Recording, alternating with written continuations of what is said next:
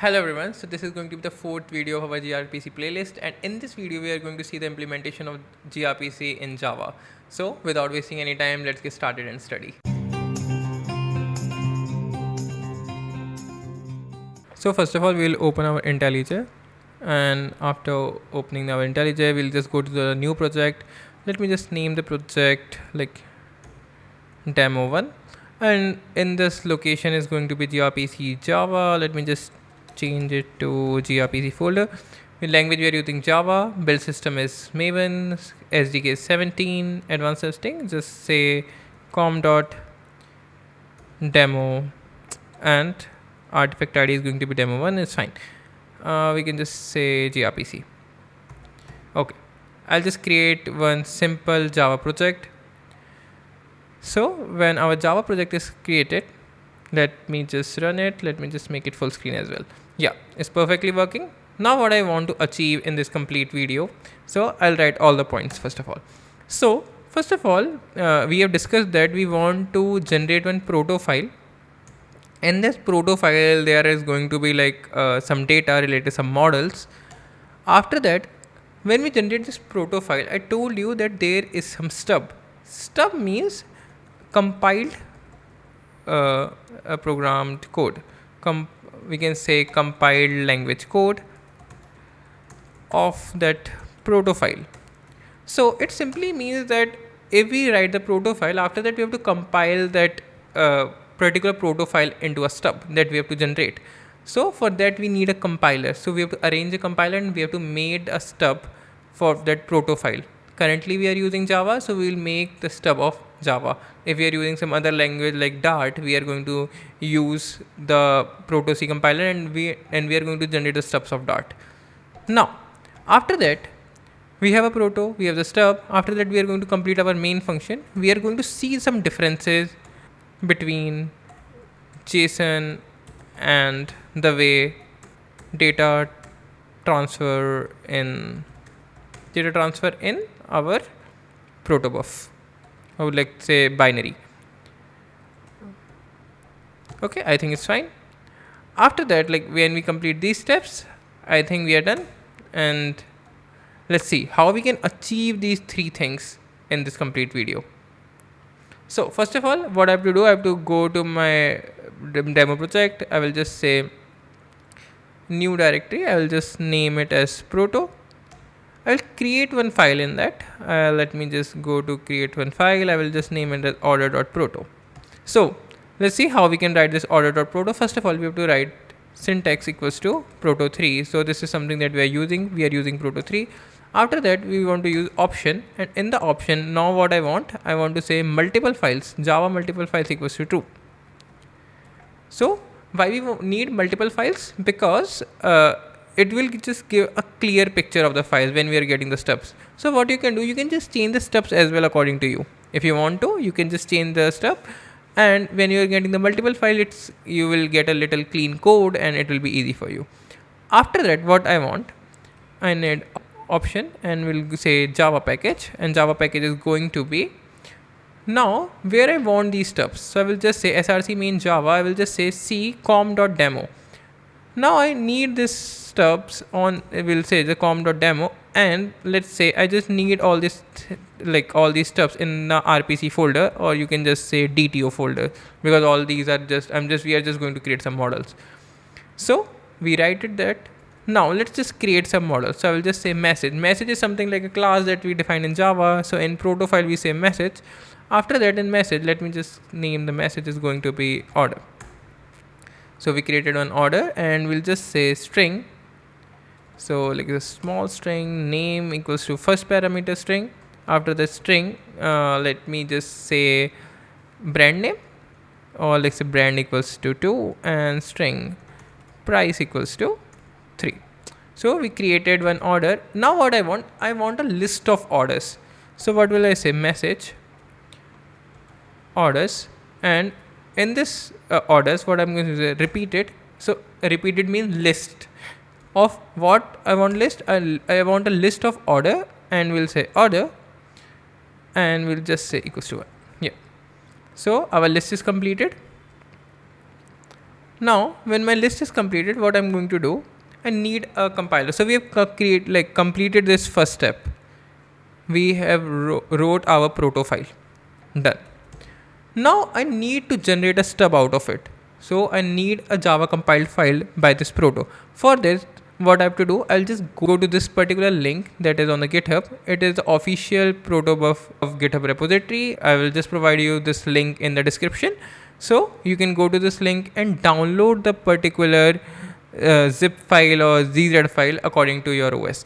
Now for me, I'm using a Mac M1, so I will just download this. When I download it, you will see, and after reaching to download for, I will just unzip it. After unzipping it, you will go to the bin and you will see there is a proto C compiler.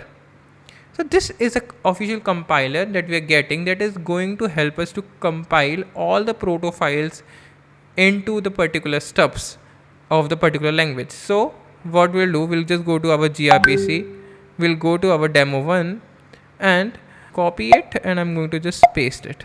It is just creating some problem. I'll just copy and I'll just paste here.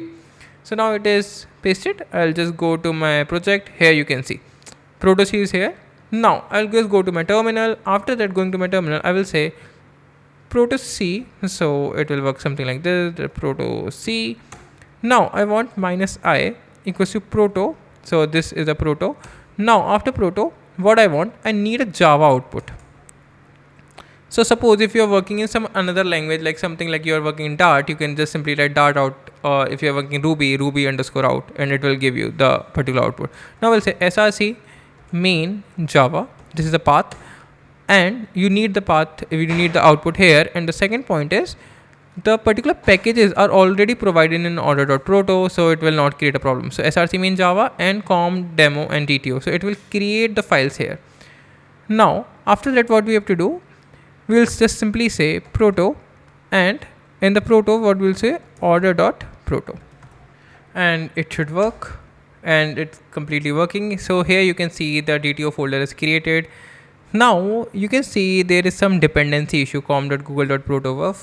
So it's a dependency issue. What we are going to do, and in every file you will get some errors. So what we'll just go to our pom.xml. We'll just go to dependencies. We'll add one dependency related to Google protobuf.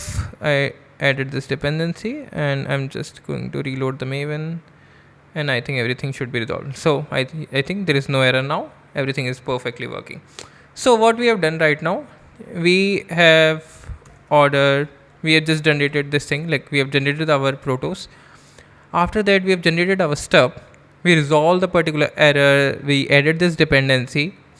And after adding this dependency, now what we want to do, we want to complete this main function. And we want to see the difference between how the JSON is transferred and how our protobufs are transferred. So let's see it.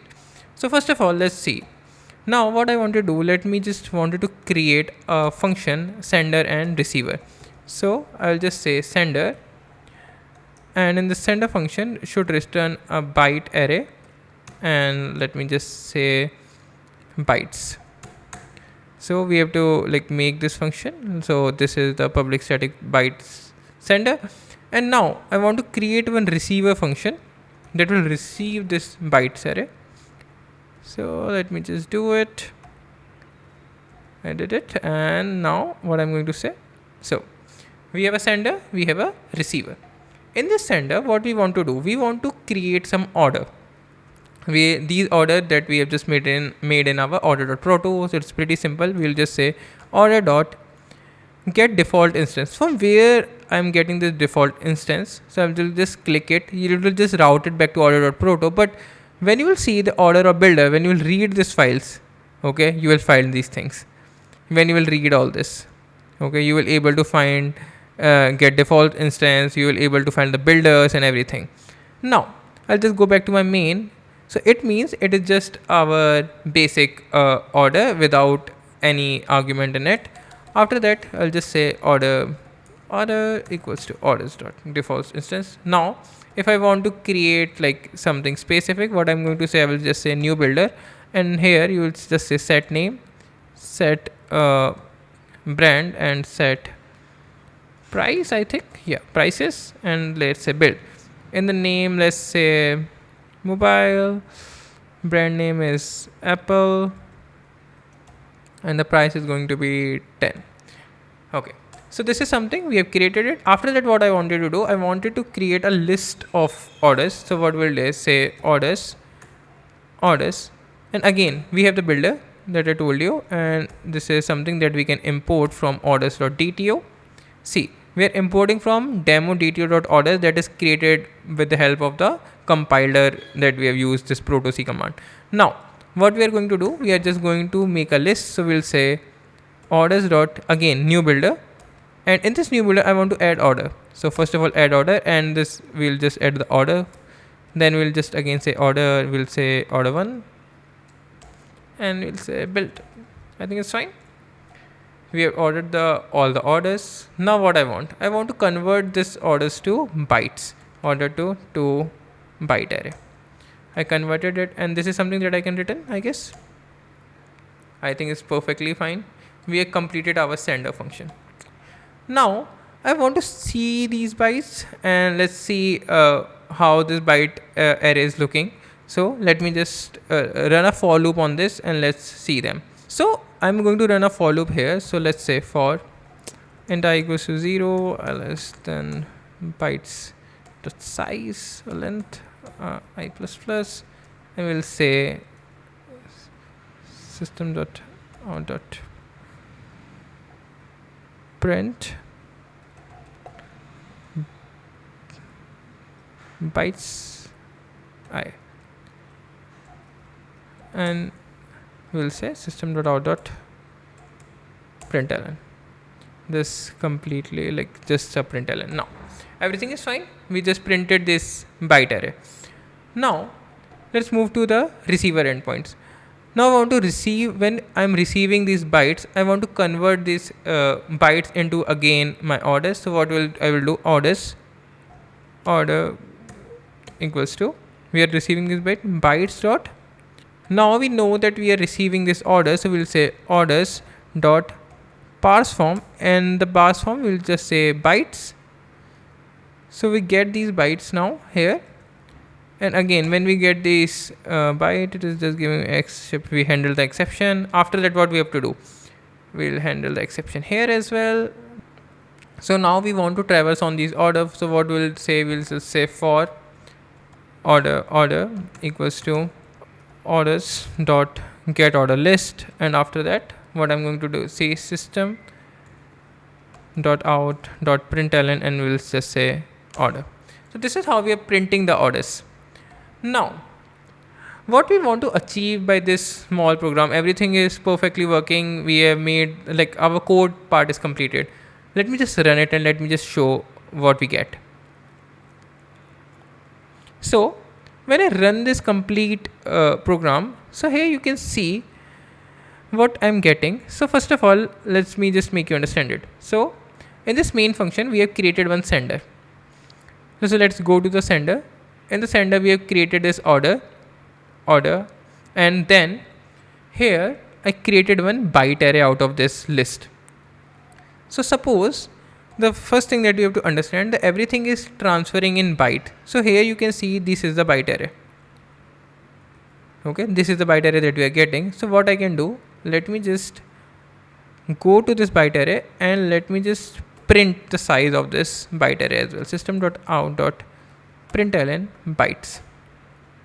Okay, this is something that I want to print. Again, run this program. Here you can see I'm getting the size equals to 23. So this is the size of the byte array. So when the data is transferred from the sender to receiver, we use 23 length. Now let's understand it. If you are not using this 23 bytes, there is another way. When we are using an API, we are going to transfer the data in the form of an API or like in the form of a JSON. So let's understand the JSON format. Like suppose if I have to write a JSON of this particular order list, it will look something like this. Orders, and it will be a list, and the first order is going to be it will be a comma, and the first order is going to be, let me just copy this only, and we will just say something like this and something like this. This is how my JSON is going to look. Okay, so this is how my JSON is going to look. So if we like calculate the size of this JSON, so see, this will take 1 byte, this orders will take 5 byte, and this colon will take 1 byte and again some byte. Okay, this name is going to take some bytes and mobile and everything. So overall, when we calculate the size of this JSON, it is going to be like more than 23. It is going to be approximately, I'm not counting it, but it is going to be approximately 50 bytes in JSON.